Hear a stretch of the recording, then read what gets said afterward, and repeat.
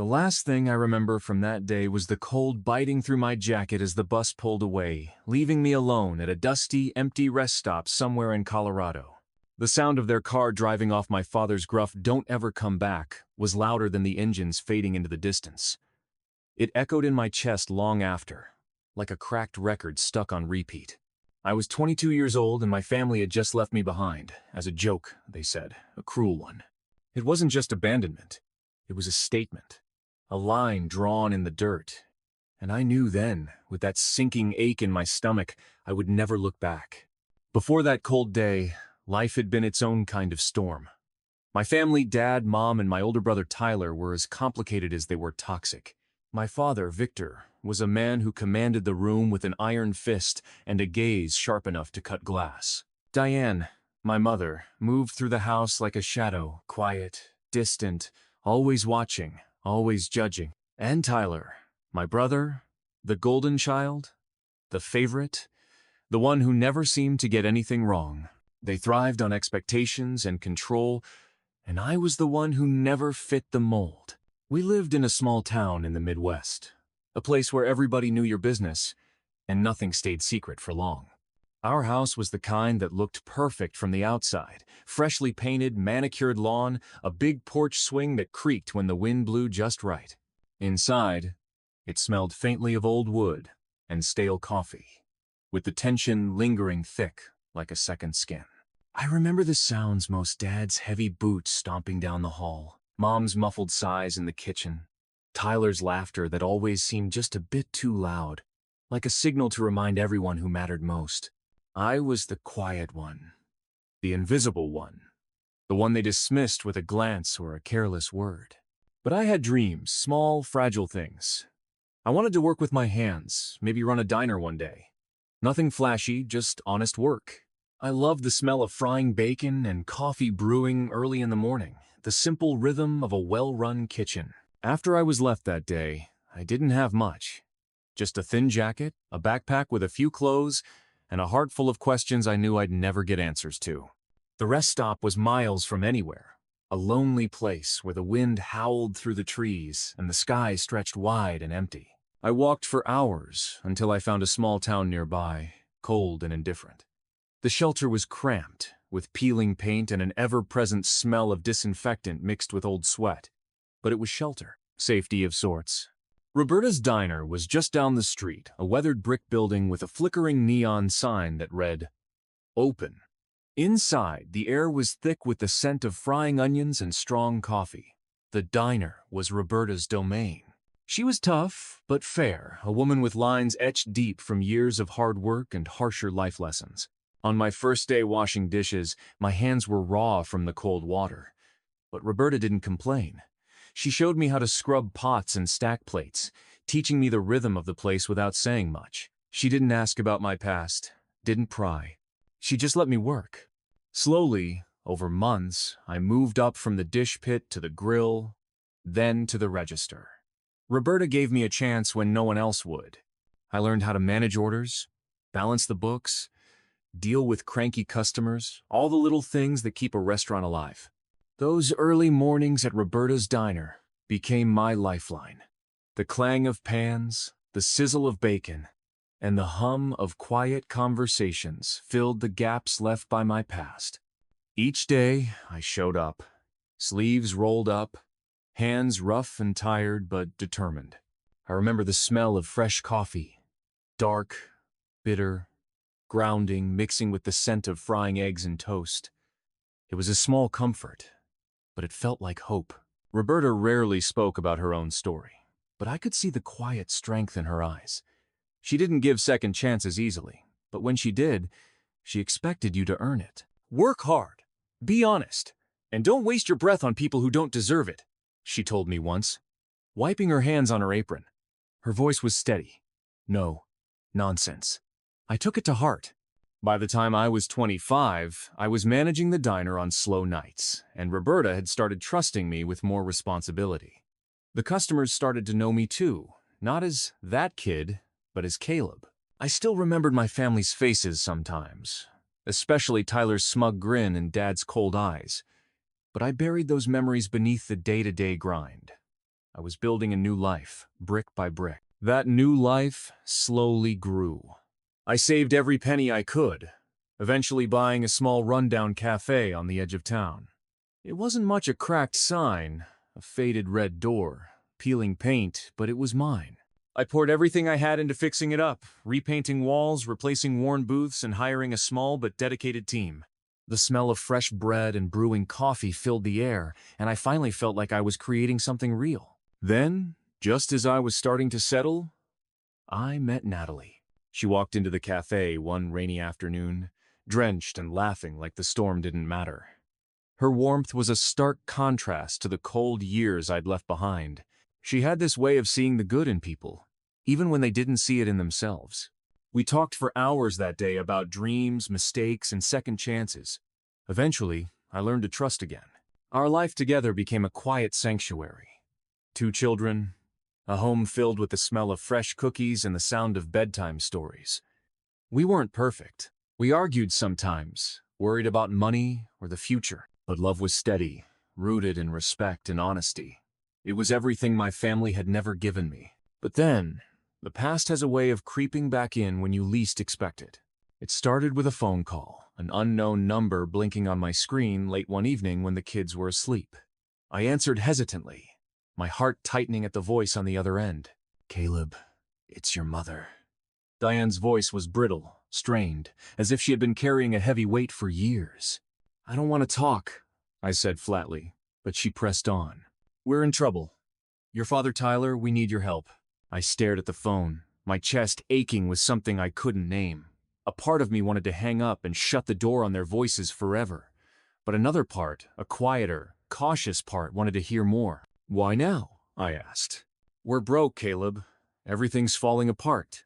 We made mistakes, and we need money. Please." I swallowed hard. The years of silence, the memories of that cold rest stop, they crashed over me like a wave.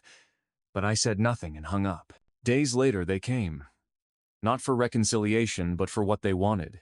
My birth family, ragged and desperate, showed up on my doorstep.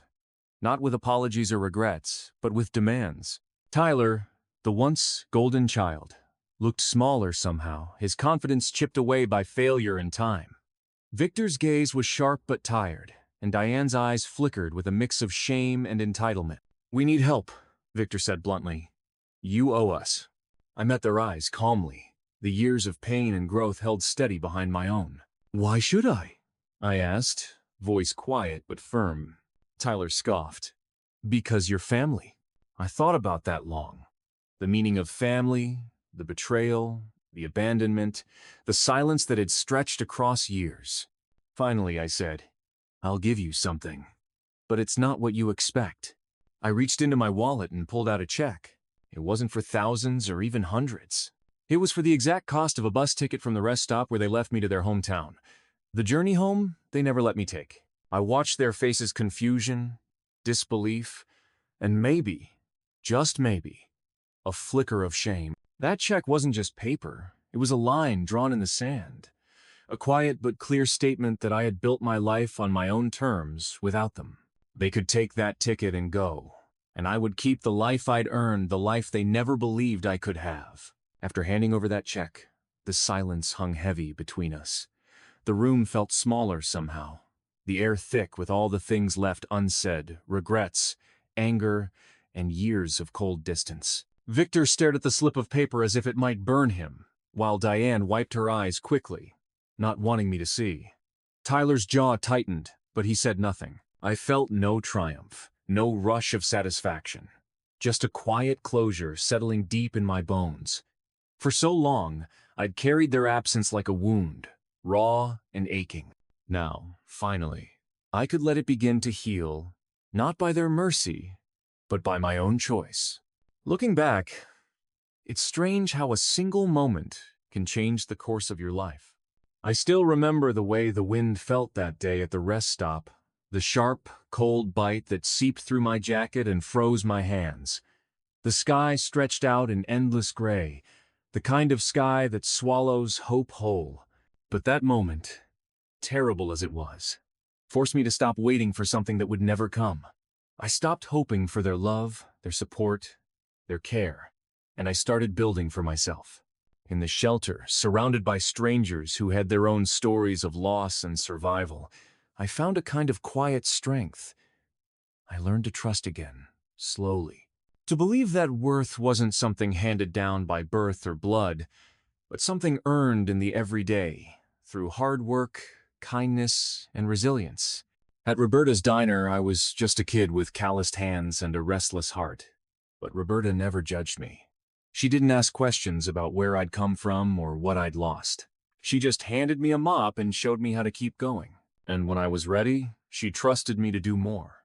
That simple faith changed everything. Starting my own restaurant was like carving out a new family, a community built not on obligation or pain, but on respect and shared purpose. The smell of fresh bread baking in the morning, the quiet chatter of regular customers, the clatter of dishes, it all felt like home in a way I never knew growing up. Natalie came into that life like a burst of sunlight after years of gray. She saw the pieces of me that were still healing and didn't flinch. She held my scars gently and taught me that love isn't about perfection but about showing up day after day. Our children brought a joy I hadn't known I was capable of feeling. Watching them grow, hearing their laughter fill the rooms, I realized that family could be what you make of it, not what you're born into. When my birth family showed up, desperate and broken, I could have let anger consume me. I could have shouted, refused, or walked away. But I didn't. Not because I owed them anything, but because I wanted to close that chapter on my terms. The check for the bus ticket was my way of saying, I'm done waiting for you to be the family I never had. I'm done carrying your weight. This is where your journey ends, and mine continues. I don't know if they understood what that meant. Maybe they saw it as petty or cruel, but it was neither. It was peace.